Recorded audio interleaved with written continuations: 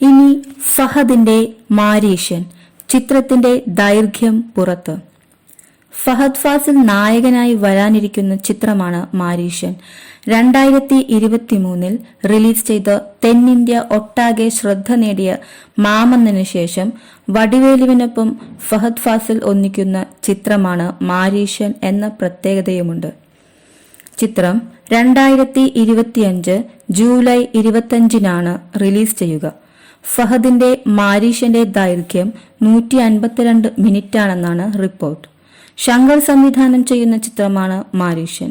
മാമന്നൻ ഗൗരവമുള്ള ജാതിരാഷ്ട്രീയം പറഞ്ഞ political drama ആയിരുന്നെങ്കിൽ മാരീഷ്യൻ കോമഡിക്കും പ്രാധാന്യമുള്ള ഒരു റോഡ് മൂവി ആയിരിക്കുമെന്നാണ് സൂചനകൾ.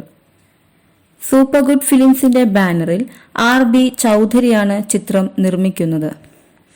നേരത്തെ തമിഴ് ചിത്രം ആറുമനമേ, ദിലീപ് നായകനായ മലയാള ചിത്രം വില്ലാളി വീരൻ എന്നീ ചിത്രങ്ങൾ ഒരുക്കിയ സംവിധായകനാണ് സുധീഷ് ശങ്കർ.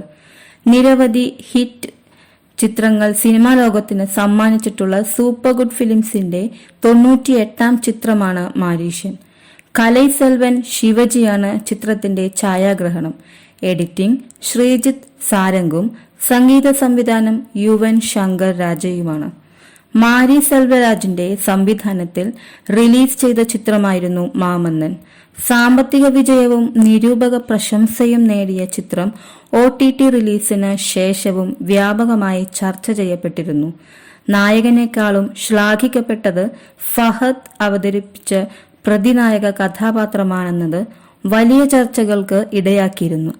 പുഷ്പ 2 ആയിരുന്നു ഫഹദിന്റേതായി ഏറ്റവും ഒടുവിൽ റിലീസ് ചെയ്ത ചിത്രം.